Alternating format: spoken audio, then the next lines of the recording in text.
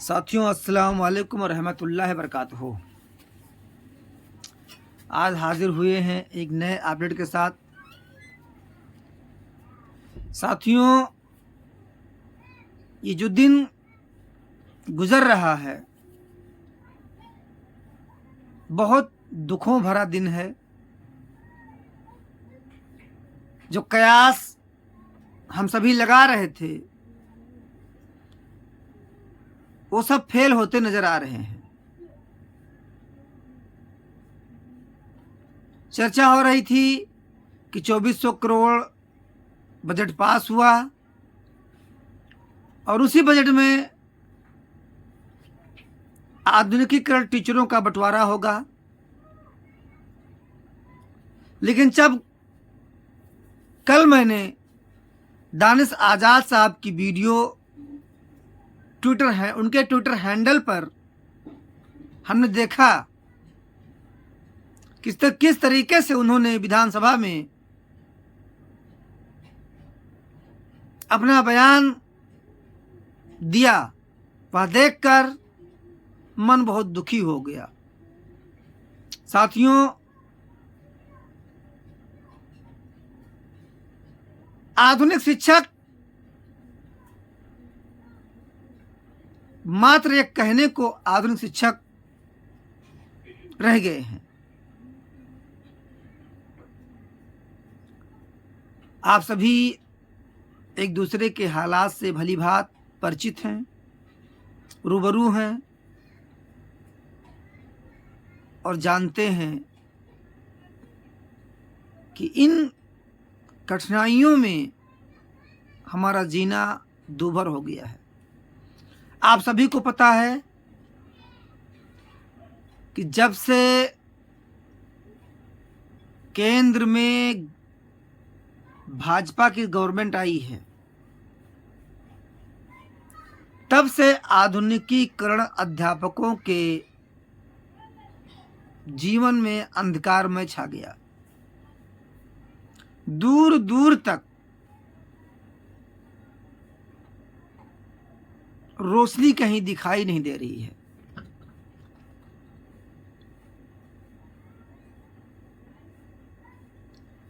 जब केंद्र में सरकार बनी, एक दो बार पैसा रिलीज हुआ, उसके बाद बजट कम होते ही रहे और नौबत ये आई कि एक दिन यह योजना जो SPQEMM मदरसों को मॉडर्न बनाने के लिए स्वर्गीय अटल बिहारी जी ने चालू किया था, उस योजना का अस्तित्व ही मिटा दिया मोदी सरकार ने।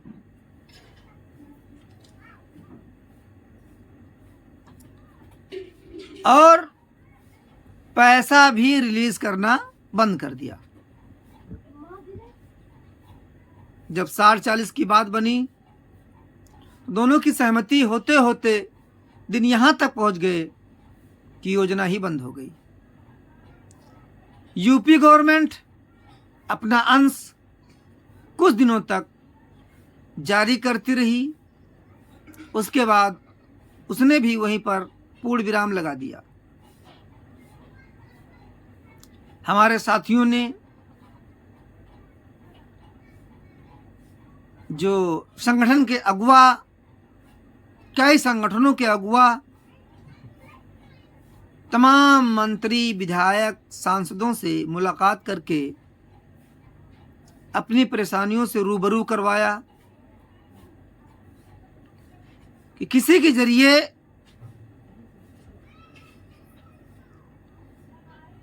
हम सब के जो जीवन में अंधेरा हो गया है, कोई रोशनी की किरण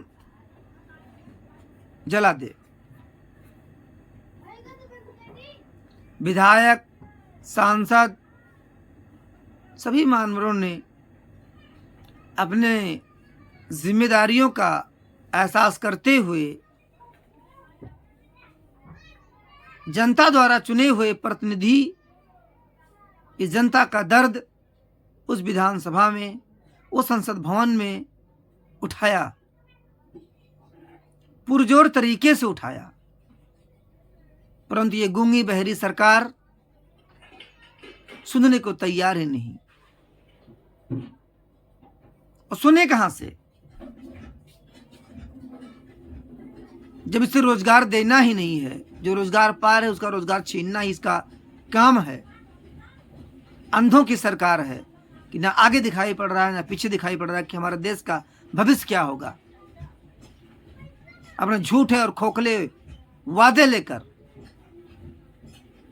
देश की जनता को गुमराह कर रही है।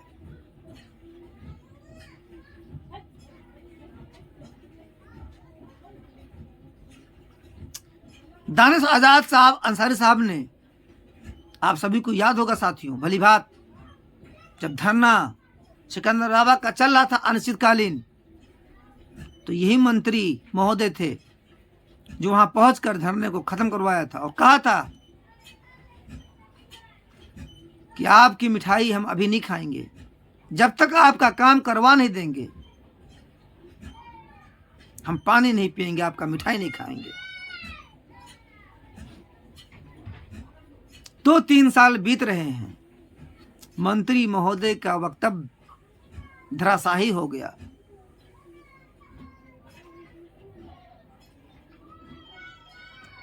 और झूठ पे झूठ, विधानसभा में इतना कितना लंबा चौड़ा झूठ परोस दिया माननीय मुख्यमंत्री जी की तारीफ में कि हमारे माननीय मंत्री जी अल्पसंख्यकों के उत्थान के लिए क्या क्या योजनाएं कर रहे हैं, ला रहे हैं।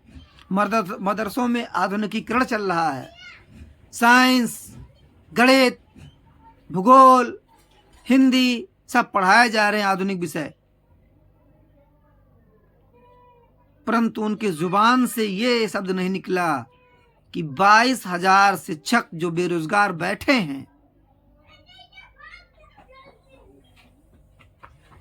वही अल्पसंख्यक टीचर हैं जो मदरसों में पढ़ा रहे हैं, जो बेरोजगार हो चुके हैं। 30 साल नौकरी करने के बाद आज वो बेरोजगार बैठे हैं।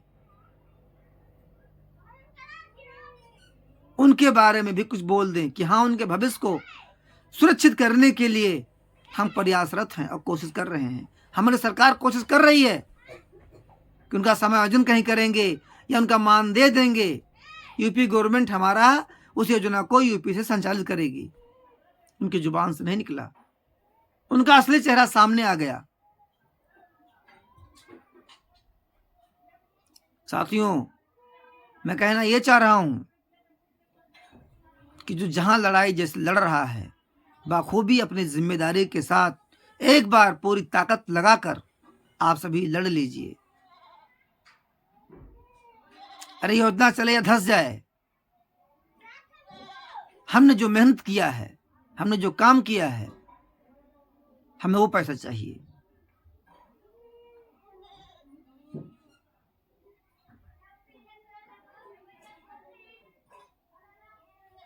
आपको रोजी देने वाले नहीं है, रोजी का मालिक रब्बुल आलमीन है,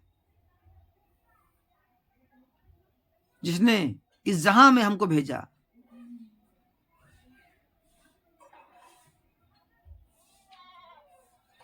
साथियों, सारी उम्मीदों पे पानी फिर चुका है। लास्ट में मैं इतना कहना चाहूंगा कि जो साथी लड़ रहा है उसका आप सपोर्ट करते रहिए।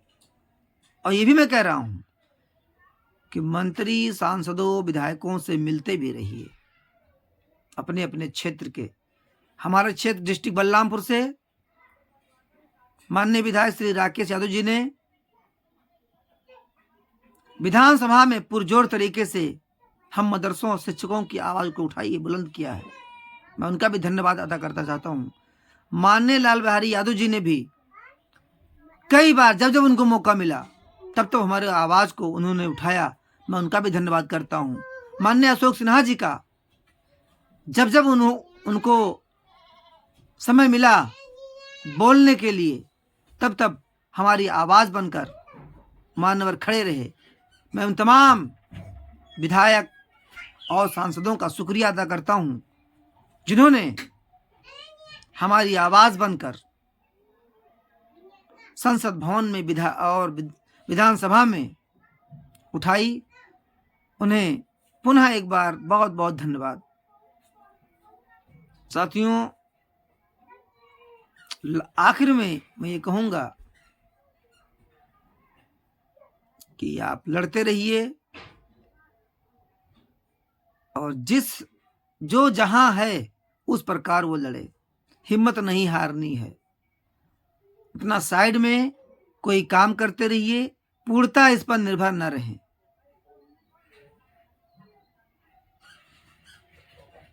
कोई ना कोई कार्य अवश्य करिए कि हमारे पीछे हमारा परिवार है, उस परिवार को हमें जिलाना है, पढ़ाना है, लिखाना है, तो उनकी भी जिम्मेदारियां हमारे ऊपर है।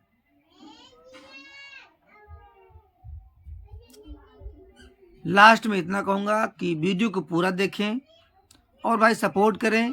जहां कोई त्रुटि हो वहां कमेंट बॉक्स में आकर कमेंट करें, लाइक करें, शेयर करें। अस्सलाम वालेकुम रहमतुल्लाहि व बरकातुहू।